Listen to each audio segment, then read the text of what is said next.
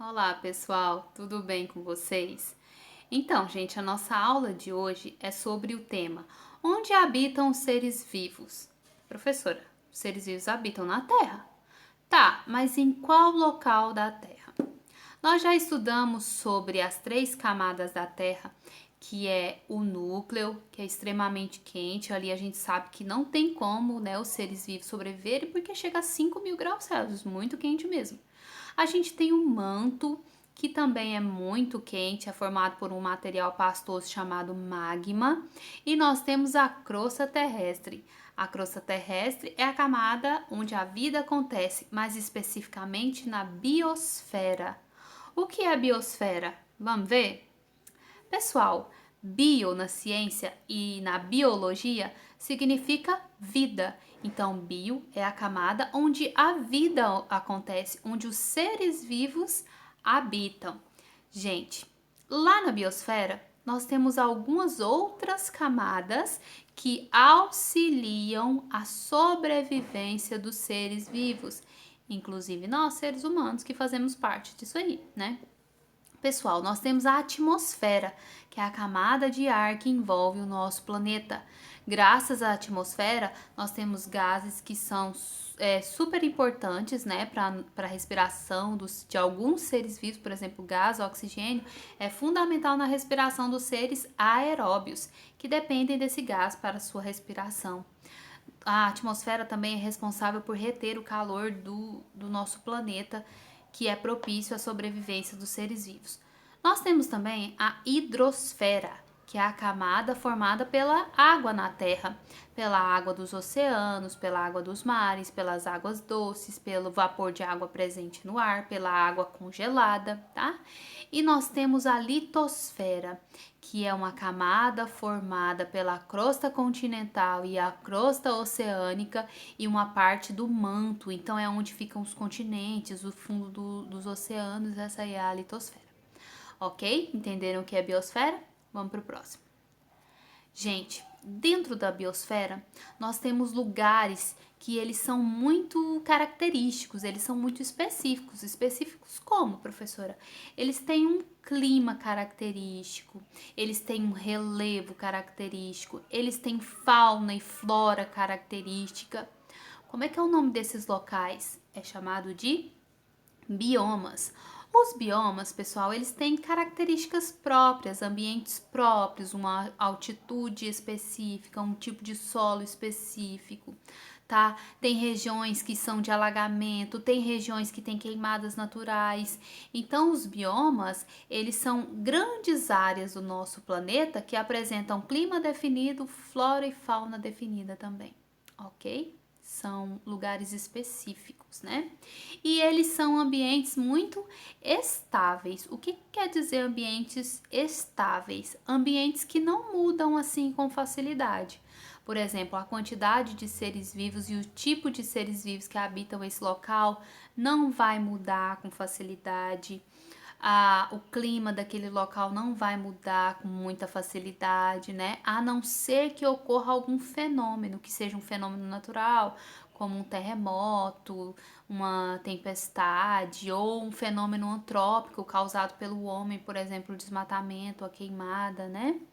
Isso aí pode mudar assim a situação de um bioma, mas do contrário, o bioma permanece estável, ok? No Brasil a gente tem vários biomas e eu tenho certeza que você conhece pelo menos algum deles. Por exemplo, o bioma do nosso estado, né? O bioma em que o nosso estado está inserido é o quem? É o Cerrado. A gente conhece um pouquinho sobre o Cerrado, né? Já ouvimos falar. Nós temos a Caatinga, temos o Pantanal, a Mata dos Cocais, temos os Pampas, temos a Mata Atlântica, temos a Floresta Amazônica, que também com certeza você já ouviu falar. E depois, numa próxima aula, nós vamos falar desses biomas um por um sobre as características deles. Ok? Vamos para a próxima? Pessoal, nós temos aí os ecossistemas. O que são ecossistemas? Dentro de um bioma, mesmo ele tendo clima e seres vivos característicos, dentro dele a gente tem locais que têm características mais específicas ainda e que é diferente um do outro. Então, O que é ecossistema? É o conjunto dos organismos vivos e seus ambientes físicos e químicos. A origem da palavra ecossistema é a junção da palavra oikos com sistema, que quer dizer sistema da casa, ou seja, como que funciona ali aquele ambiente. Como que é a interação dos seres vivos com o próprio ambiente, com o espaço em si, né? A gente fala então que ecossistema é a relação, né, a interação entre os fatores bióticos e os fatores abióticos. Relembrando, o que são fatores bióticos? Bio significa vida, então são aqueles fatores que possuem vida, ou seja, são seres vivos daquele local. E os fatores abióticos? A é um prefixo de negação, então quer dizer os fatores que não têm vida. Quem são esses fatores que não têm vida? Chuva, luminosidade, calor, né, a água, a temperatura, tudo isso influencia para que os seres vivos sobrevivam em um local. Então, os fatores abióticos, eles são muito importantes. Os fatores bióticos, que são seres vivos, dependem dos fatores abióticos. Nós temos aí, pessoal, um mapa mental, né, sobre ecossistema muito bonitinho, que resume muito bem as principais características de um ecossistema. E o que eu quero que vocês façam, pessoal? Dá um print aí da tela ou dá pausa no vídeo e faça esse mapa mental no seu caderno, ok? Esse mapa mental vai ajudar você a lembrar o que são esses conceitos todos que eu falei aí para vocês. Tudo bem? Vamos para o próximo então, né? Quando a gente estuda sobre seres vivos, a biosfera, existem alguns termos que podem levar o aluno a confundir, a achar que são a mesma coisa, que é o conceito de ecologia, ambiente e ecossistema. Gente, ecologia é uma parte da biologia que ela estuda a relação entre os seres vivos, entre eles mesmos e entre o ambiente em que eles vivem. Então, a ecologia ela vai estudar, gente, se os seres vivos eles se relacionam bem nesse ambiente ou se não se relacionam, tá? Se eles se relacionam bem entre si, ok? E os ambientes é o conjunto das interações, é o lugar que apresenta um conjunto de condições que atuam sobre os organismos vivos. Então, esse conjunto de relações de um lugar é chamado de ambiente. E o ecossistema? O ecossistema a gente já viu que é a interação entre os fatores bióticos e os fatores abióticos de um local, ok? Então vamos lá, pessoal, a gente tem aí alguns biomas espalhados pelo mundo. Nós temos aí, pessoal, a pradaria ou savana e o deserto, que são biomas que eles têm características muito parecidas. Por exemplo, o clima é muito quente, né? A quantidade de chuva é pouca em relação a outros biomas. No deserto, durante o dia é muito quente, durante a noite é frio. A vegetação da savana é formada por arbustos e árvores mais esparçadas, né? E no deserto a gente tem o predomínio de plantas suculentas, né? Como os cactos, ok?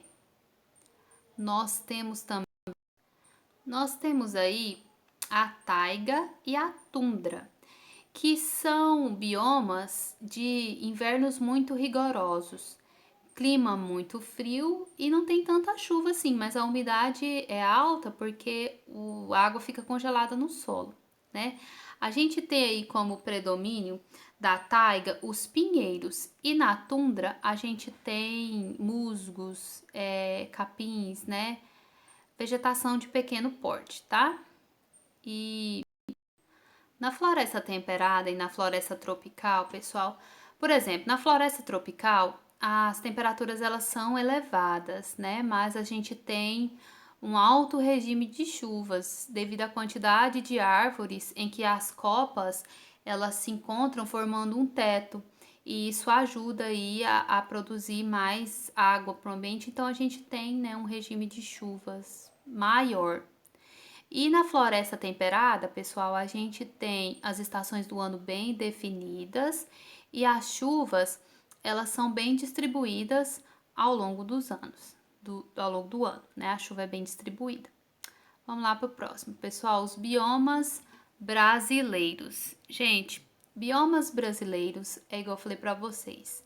Nós vamos ter uma aula separada para falar sobre cada um deles, porque eles têm características específicas. Como eu falei para vocês, os biomas, eles são grandes extensões, né, grandes áreas de terras em que tem características específicas, tem um clima predominante específico, tipos de seres vivos, né? A biodiversidade é específica para cada bioma. Mas vamos olhar aí no mapinha. Nós temos o que? O bioma da floresta amazônica, né? Esse verde aí que engloba parte do norte do Brasil. Nós temos a Caatinga, né? Que tá aí mais pro lado nordeste. Nós temos o bioma cerrado, que está no centro-oeste do nosso país.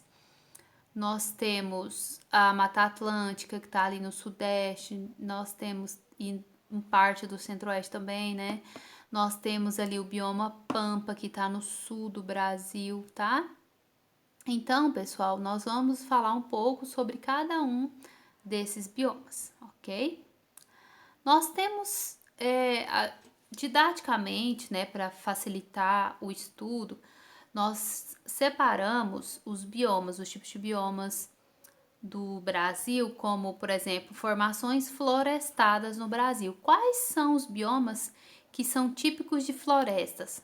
A floresta amazônica, a Mata Atlântica, Mata das Araucárias, Mata dos Cocais e manguezais. Eles são típicos de biomas florestados, que a gente chama, ou seja, que possuem florestas, né? E outras características que nós vamos ver mais detalhado. Nós temos as formações abertas no Brasil, que são mais regiões assim, com a vegetação é mais distante, tem muitos campos, por isso que a gente fala de formação aberta. A vegetação ela dá mais espaço entre si. Então nós temos o cerrado, nós temos a caatinga e temos os campos sulinos ou também chamados de pampas, tá? E nós temos a formação mista no Brasil, que é o Pantanal, que a gente tem região de florestas, né, no Pantanal, mas que nós também temos campos no Pantanal e nós também temos, típico do Pantanal, regiões de alagamento, né? Aí as imagens vocês podem ver que nós temos regiões de alagamento no Pantanal e nós vamos falar sobre ele mais especificamente, ok? Pessoal, quando a gente fala de biomas, não tem como a gente não falar de preservação e desenvolvimento sustentável. O conceito de desenvolvimento sustentável é novo e quando a gente for falar de cada um dos biomas, a gente vai falar o que é mais importante preservar nesse bioma, o que está ameaçado nesses biomas, mas cada bioma ele tem a sua importância econômica, né, no Brasil, ele tem a sua biodiversidade que corre risco de extinção e também tem a exploração.